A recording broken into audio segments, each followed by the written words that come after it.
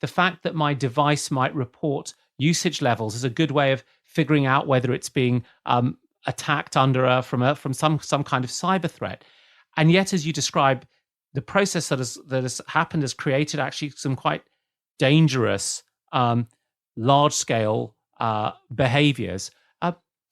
What kind of guardrails do you think we need to have in place in our societies in order to fashion these technologies into ways that you think are beneficent? Well, that's such an important question, Azeem, because fundamental to this whole discussion is that we have to be very vigilant not to fall into the category error of thinking that surveillance capitalism is the same as digital technology.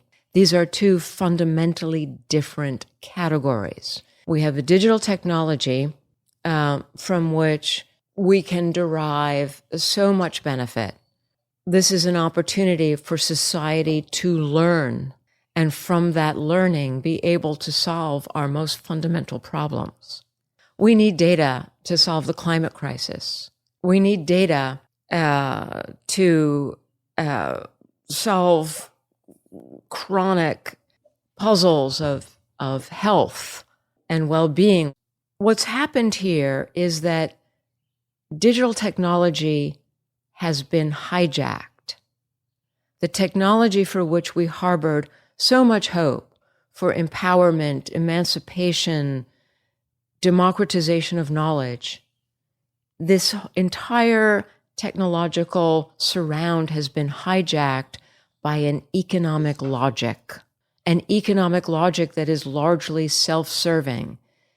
Its profits are not distributed. They raise the market capitalization of these companies, but in fact, they are not solving the fundamental problems of the world. And as we know, there are about 10,000 people on planet Earth right now who are data scientists, the highly qualified data scientists. Most of them now work for the leading surveillance capitalists. They work for Google, they work for Facebook, they work for Amazon, they work for Microsoft.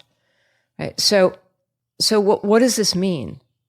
This means that we enter this era now, this third decade, marked by asymmetries of knowledge and the power that accrues to that knowledge that literally take us back to the pre-Gutenberg era, because they've got the data.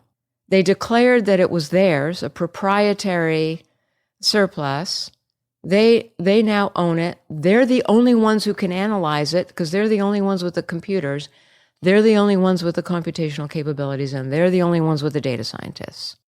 We know in Facebook, its AI hub computes trillions of data points a day and produces now 6 million, quote, predictions of user behavior, unquote, per second.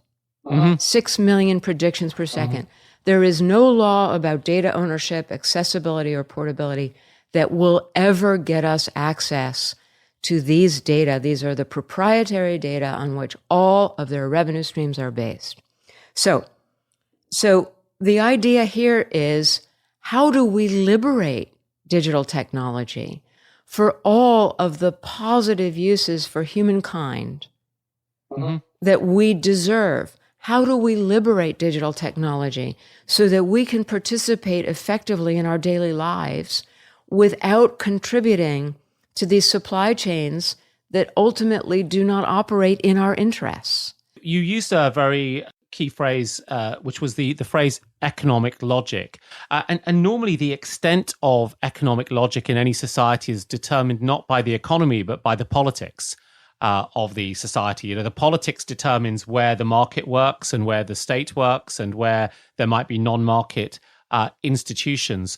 So do you think that there needs to be some sort of state-level intervention that says the moment you become the only ones, which reminds me of the Greek etymology of the word monopoly, monos meaning single or only, that the moment you become the only ones, we need to step in?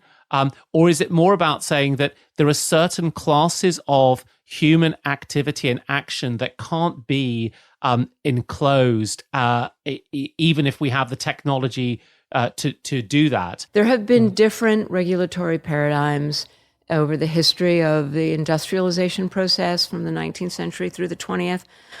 In our time, regulation, the frameworks for regulation have been dominated by economists, specifically free market economists, who argued that regulation is an assault on the conditions of freedom that are required for effective participation in a free market. Okay. As early as 2001, in the U.S. Congress, there was comprehensive privacy legislation being proposed by the Federal Trade Commission, already stating that they understood that the tech sector would not be capable of self-regulation as they looked at cookies and web bugs and all the things that were already rampant. And that regulation was set aside overnight when the Twin Towers were hit on September 11th. And the conversation in the government in the United States, but in governments all around the world, quickly shifted from privacy to total information awareness. Yes, that's a phrase, TIA. TIA. Yes. And that became another sort of overarching paradigm where the idea was, hey, we're going to buffer and nurture these fledgling capabilities coming out of these companies, because here are surveillance capabilities being developed outside of the jurisdiction of constitutional oversight. Right? So both in terms of the regulatory paradigm, which favored a lack of law and regulation, and because of this new state interest in surveillance capabilities that could be developed more quickly and applied more broadly in the private sector than in the public domain, these abilities were allowed to flourish. We have long known for over a century that without the participation with democracy in the form of law and regulation, raw capitalism tends to extremes and becomes destructive of society in a way that is no longer compatible with the vision of market democracy. So that's where we are today, Azeem.